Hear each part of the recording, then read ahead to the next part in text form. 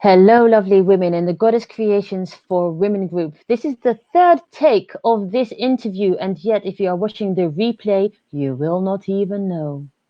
I have with me the lovely Janette Derham, who is from her company is called Energy. Universal Energy. And Jeanette is going to be speaking to us about transforming your sexual relationship. Now, we have had a few technical issues as we were preparing this video, and yet we will transcend these and come to the core of what our real message is for you. So let's try that again and let's see if we can journey with you and you can journey with us in this transformation of our own sexual energy. And I have a little bit of a thing, and that is this: stress definitely is a block on that. So let's bring that energy back down and let's see if I, Shamna, and Jeanette can hold sacred space in this subject. So, Jeanette, thank you for sticking with me and going through this with this again. I welcome you, and I would love to know, Jeanette, let's try this again. What is the reason that you have chosen this subject, and what message do you have to give the women concerning that? What is your journey in this subject for you to choose it? Good afternoon, Shamna. I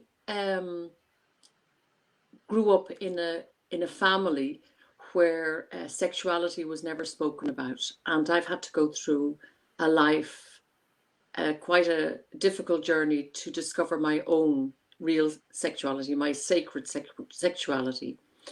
And I wish I knew when I was 17 what I know now, but obviously I had to go through what I went through so I could tell you today what I know.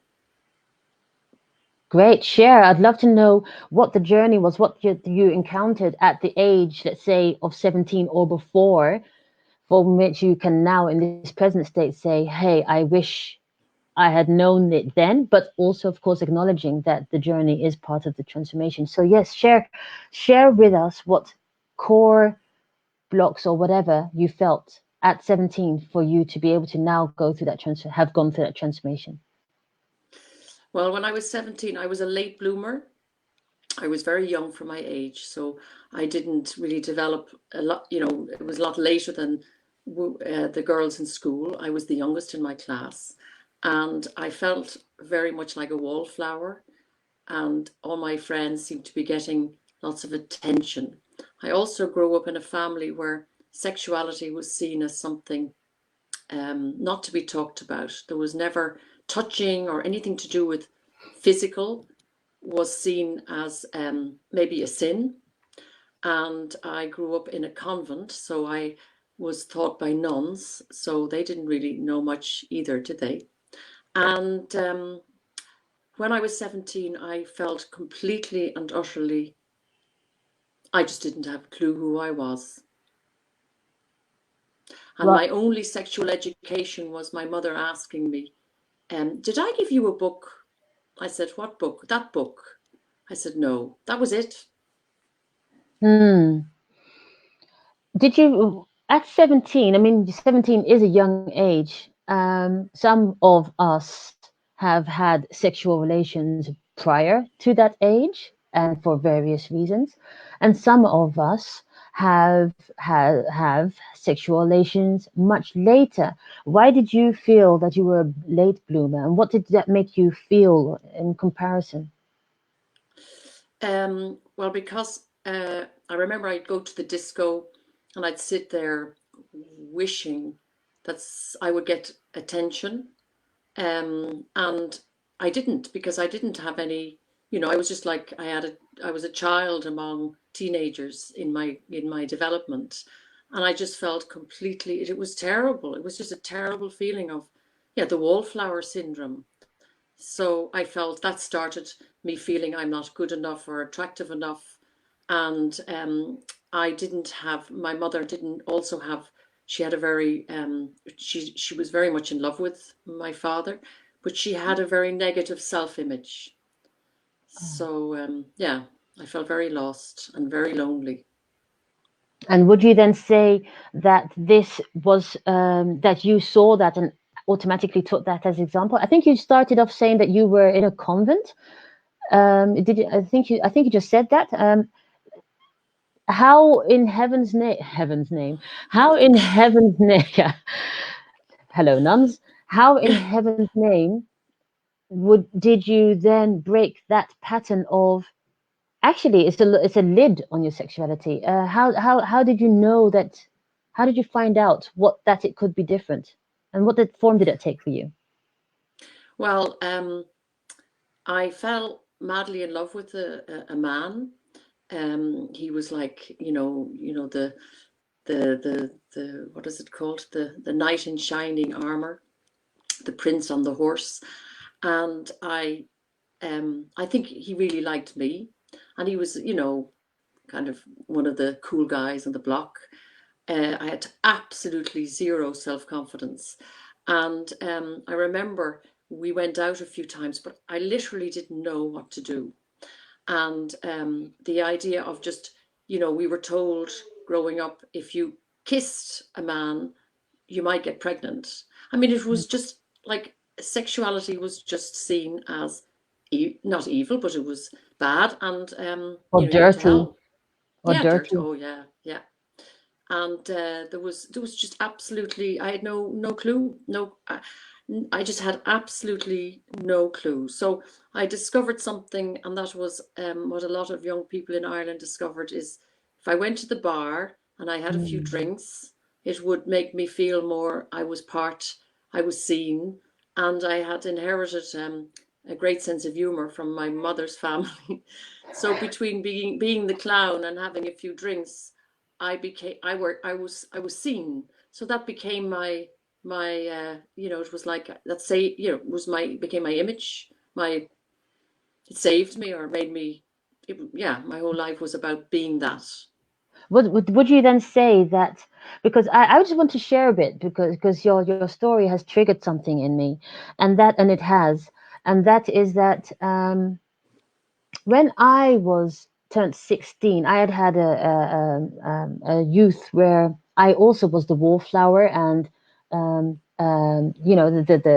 ugly little black girl at school, in a white school, let's say, with braces and glasses and very low self-image, and I felt hurt and angry, and I was the wallflower, and I remember that I went to a camp one year at 16, and at that camp, I chose to do things differently. And I put on a mask, let's say, of being happy, being out there. And therefore, I attracted more friends, popularity, let's say. But what happened to me was that behind that mask that I had now like glued to my new existence, I lost the innocence and the integrity of the girl I was before. Was that what happened to you concerning the drinking and the taking on this new persona of being happy and shiny and bare to not be the wallflower? And what did that do for your sexuality or your sexual image for yourself then? Well, that relationship didn't work, of course, with this man because he didn't, I couldn't express myself at all. So I ended up meeting a very lovely man, and I had a relationship with him. That was at 19. And I was very lucky to have met such a really, really, really good man. So I became sexually active. But after about a year, I used to cry a lot because I felt, again, deep down that this was wrong. And eventually I could not be intimate with him because it just I felt so guilty. And I ended up leaving Ireland. I don't know what drove me to go, but I went to Australia on my own at 22, and I was completely and utterly, I mean, I must have cried for the first 6 months, but somehow I knew I had to find myself. So there was all sorts of reasons for to make me go home, but I stayed, and I met a man who was a hippie, and he broke through a lot of these, barriers that I had.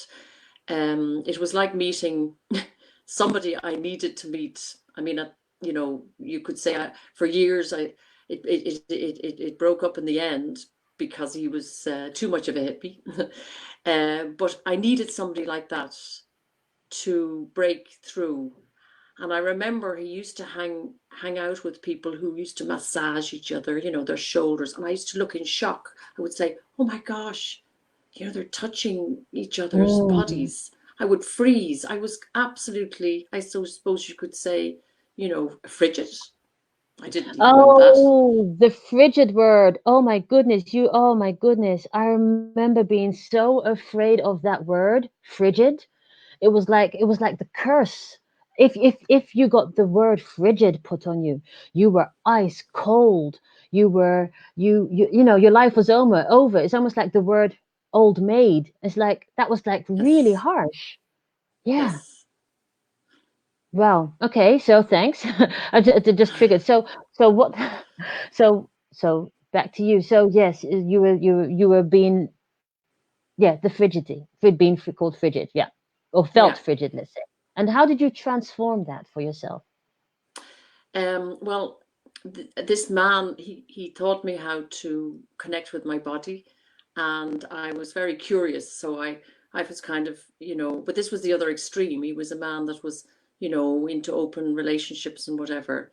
Of course, he became my guru, and he was, very, yeah. I became, I suppose, addicted to him because I was in Australia and Yeah. on my own. And what happened was is that he ended up having to leave Australia, and I remember thinking, I'm going to die when he's gone. There's none of me. It's all him. It's because I was so like I'd left a country where I it was like I, I didn't know who I was anymore. I had nothing to hang on to, and Mm. I also grew up with a mother who had a very bad self-image. Yes, many She of us do have, yes. Many of us Yes. have had bad role models in our mother concerning the empowerment and yes, low self-image. Continue, sorry, yeah. She grew up with absolutely no sense of self-worth. She was, she loved my father, but my father made her feel like a princess, but she deep down had she was quite overweight because of having 6 children, one after the other. So she was on a diet all the time. And if anybody ever said to her, you look nice today, she'd go, oh, no, no, no, no, no. And she would always say, you got your good looks from your dad. But Mm. everybody used to say to me, you look like your mum. And of Ah, course, I developed all sorts of eating disorders. Anything not to look like my mother because of her own lack of, her self-image was so low. and her size. Yes. So Yeah. so what happened to transform you to that to what happened what moment happened for you to have that transformation to change that, like, this is enough, this is my awakening, I'm now changing course. How did it look for you? Because it may be, I understand that this is a personal tale and thank you for sharing, but there are many women that can recognize the journey that you have been in on. No, may not have been in the convent, they not have 8 7 8 brothers and sisters living in Ireland, but there is that core thing in your story that is recognizable for women. So I would like to know, what was that moment of change to transform your sexual energy? Or in what way could you say it generally, of course, because you don't need to make it too personal, but it is a matter of what was that moment so that others may recognize it for themselves. Well, it's a very long story, Oh, Shamna. I well, went okay, through, well then, yeah, but I'm not going to. I'm going to give it to you in a kind of a, the yeah, most just important things that happened. exactly. Right. So I went through like a time where I didn't know I'd lost sense of my own identity. Yeah. I was away from home. I went through like days of just hiding away, and but I eventually I remember a moment where I was on a beach in Australia, and I was terribly scared of it was a nudist beach. I was absolutely petrified of taking off my togs and just being nude. It Yes. took me 2 years, and eventually I did it, and I got this great sense of freedom where I thought, oh, sexuality is not to do with being nude. It's just your natural self. So that was my first breakthrough. And then I became very comfortable with, you know, touching and body, and it was you know, I kind of, that was the shift. But what happened was is that I became myself. I became independent and free. But when I returned to Ireland after years and years, I went back to a country with the same mentality, and it was awful because they saw the women. I was a big threat to women because I walked around, I was on my own, I was free, I could talk to anyone, and they didn't like that. And the men were not too happy because they thought I was free to, you know, I was sexually free, I was going, you know, I could be easy to you know, they could sleep with me. So both men and women were I was literally ostracized, and I went into myself for 2 years. I completely and utterly closed myself off from the world. I dressed like I didn't do anything outside, you know, I even put on weight, anything to protect myself, Mm. because it was just awful. I'd found my identity, but I was, you know, I had to pay the Not price because acknowledged. yeah, and it So, was a very, very hard time. Yeah. so what is then, and to try and bring it into relations for the women that are watching, what Yeah. was the switch that Switch. happened for Okay. you? Yeah, what was the switch to go Well, from, because you've had that taste of sexual freedom, you had to go back into the place of conformity, and boy, do we know this, ladies, when we, I mean, when we are discovering ourselves, it's very scary, and we have to like own it. And yet the moment we step that toe outside of the boundaries, everyone sees it and jump on top of you, and it's hard for you to then hold on to your inner strength that you have actually just starting to discover, and continuing your journey to your personal transformation. So what tips would you then give us, or what were the key things that strengthened you on your journey, Janet? okay. So Shamna, what happened was is that I ended up meeting a man and getting married and going back to church and going back into being the good, you know, the Irish girl. And but I was still feeling very trapped because it was the other extreme, you know, the duality.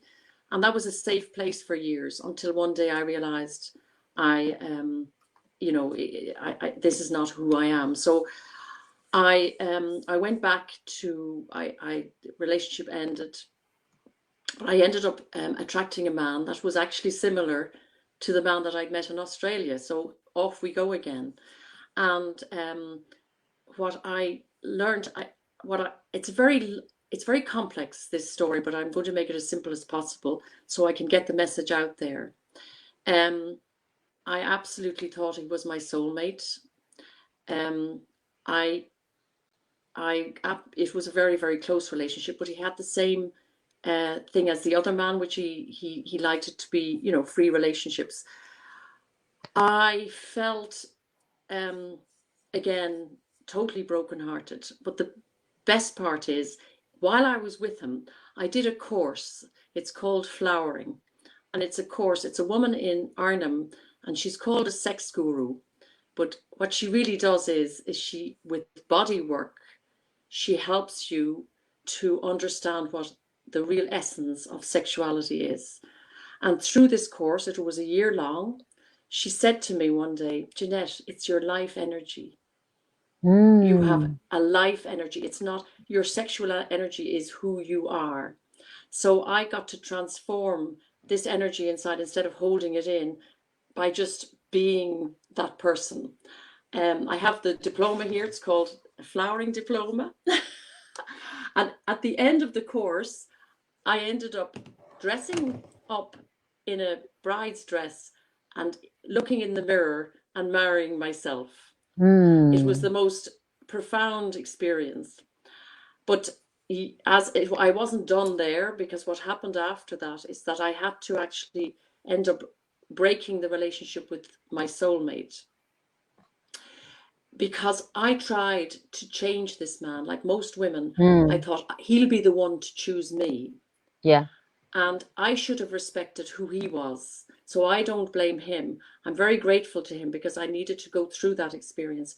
But when I ended up with leaving my soul partner, which I thought would nearly kill me, it actually freed me up completely. And I've come full circle now, Shamna. What I've now realized is that being intimate, first of all, it's about finding yourself. Then you can share with others. So what I now realize is that the best part of this is that I'm now at an age where I can finally be in charge of my own sexuality. I was so happy that a man would just see me, that I'd, be available for a man, which it wasn't Mm. about the sex. It was just because I felt, oh, if I don't say yes, or if I don't, he won't want me anymore. And that's that little girl that felt completely lost. But now I can actually, I decide. And that's huge. It's the first time now that I'm experiencing complete freedom. I don't need to be in a relationship. And I also think there's a stigma now at my age. I should be in one. In fact, I feel so happy to be me. Mm. And I also see the difference between, the lust and the love, because lust is coming from a low frequency and love is from a high frequency. And What with did, men and women now, no, what did you mean with lost? What do you mean by lost? What is that? well, you have, the low frequencies, guilt. I grew up with a lot of guilt, Oh yeah. shame, but lust is on a low frequency. And a lot of relationships, you go out to, there's these, they call players, women and men. Ah. I mean, it's where they're at. It's okay. I'm not making a judgment here, but it's based a lot on lust, or on you see a lot of relationships now where it's one night, and or they play games with each other, huge amount of manipulation, and it's all based on as in if a low frequency, where I couldn't understand how people could be violent with each other and then make love to each other. I didn't get it until I realized that if you living from a place of lust, it's not love. Oh, But if lust. you actually Lust. I get lust, it. yes. But if you actually, lust is okay, but it needs to come from a love place. And it's finding that, and I see now men who transform as well. The men, I've seen men that I've known that lived from lust. They were, the players, and they manipulated because they were also coming from a place of low self-esteem.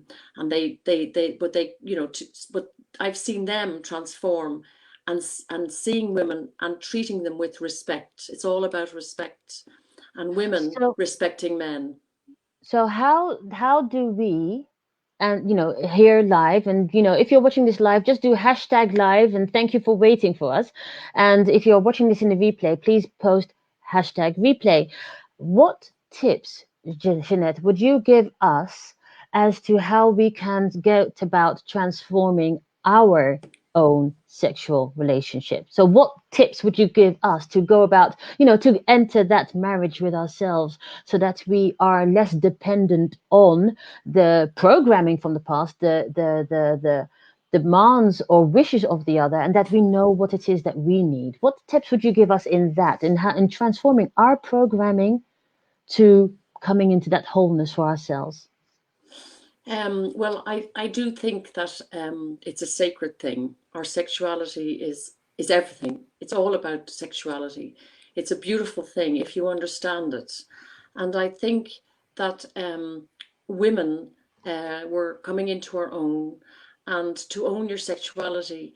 I feel now that when men and women meet, they need to build first a friendship. Friendship is most Mm. important, and not to rush into things, and then find a spiritual connection. Those two things are most important. If those two things connect, then the love can start, but not the other way around. People are, they're just, it's completely the wrong way around. So friendship and spirituality, and then the love comes, and then I think you can have a really, really fulfilling relationship. But the thing is, it has to be first with yourself. you have to find that within before you can connect to another. If you're looking for somebody else to make it happen for you, you're Mm. never going to be fulfilled. So actually, you have to start within first. And this starting within, is that a long journey? How does that work? Well, for me, it was a very long journey. And it depends on the Yes, person yes. What type? because, Yes. yeah. Where would we start if we are feeling not enough, if we are feeling afraid of our own? I mean, we had the activity that we suggested was like, have a date with yourself. If even that concept just freezes your mind, how do we start and get about to starting that relationship with ourselves so that we can then, and so that we honor us before we go searching for someone else to validate who we are and how we are, looking for that, am I nice enough, from someone else? So where would you how would you then start? How do we start that internal journey first before we start that relationship with another? Sometimes you need another to start the internal journey, because Hmm. relationships are your greatest teacher. So to actually deny yourself a relationship to go inside is not always the right way. You can also learn to discover it through a relationship, because as in a relationship in 1 year can teach you more than 10 years of trying to discover it in yourself. Yes. Okay. So it's actually through relationship that we find ourselves.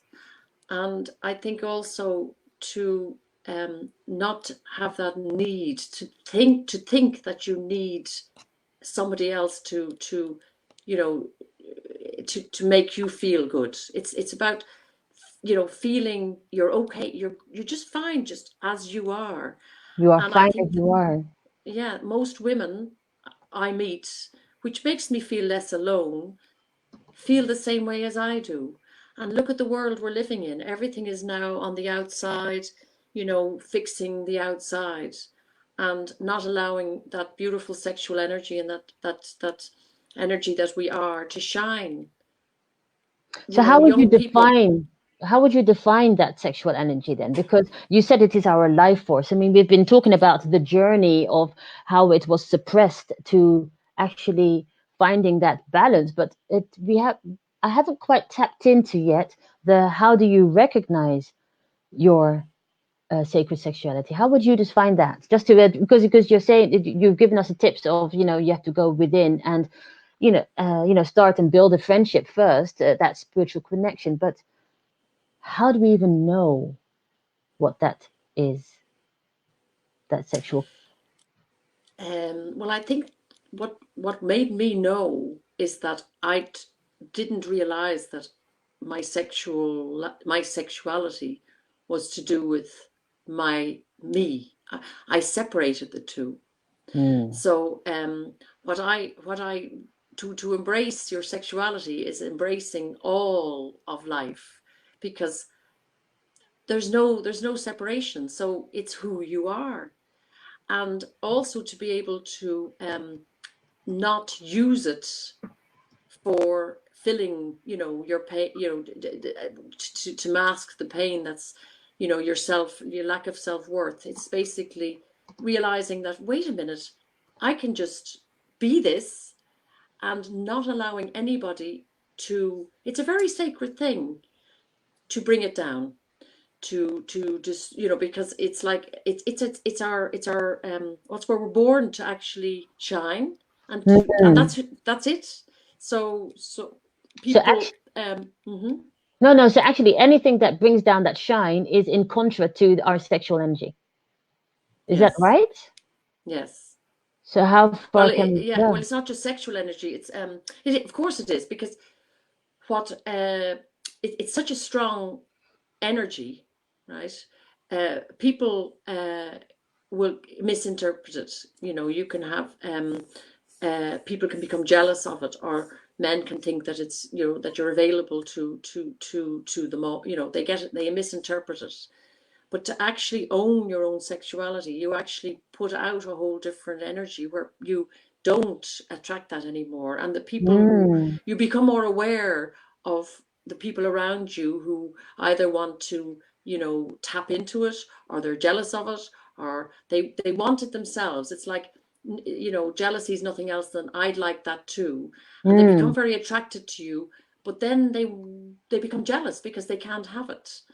And it's to be able to become conscious of that and not allow anyone to you know, to take your light, to dim your light. So that's taken me a long time to understand. Well, I think that's very profound. Actually, I'm just trying to, I'm just trying to catch up because Jane, owning your sexuality does not attract those who dim your light or to dim your light, because it's. Is that what you're trying to say? Yeah, but also to be able to channel it, because by being, as we saw this weekend at the conference, like there was some absolutely beautiful men and women there.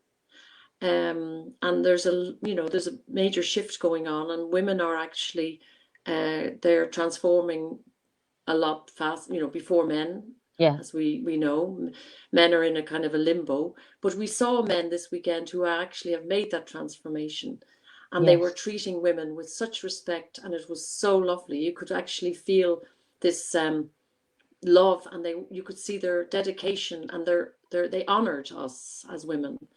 And these are the new men that are, you know, they're in transformation. So, you know, they're discovering how to channel their own sexuality too. And we could do with more of those men.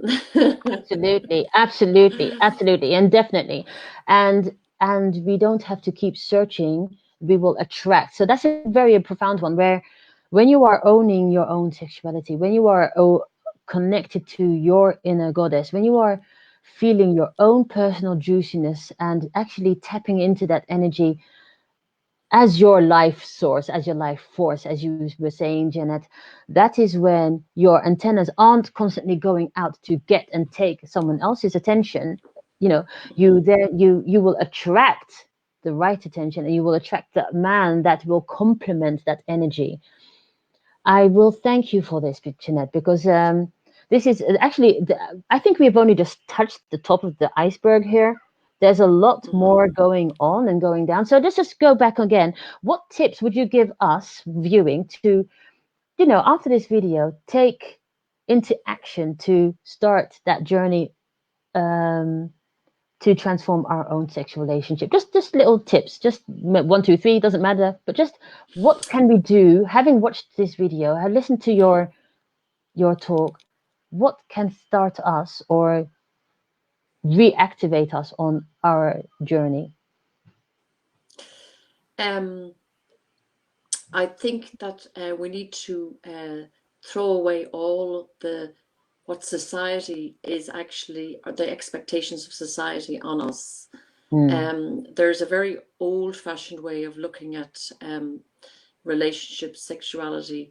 It's like, if you aren't in a relationship, there's something wrong with you.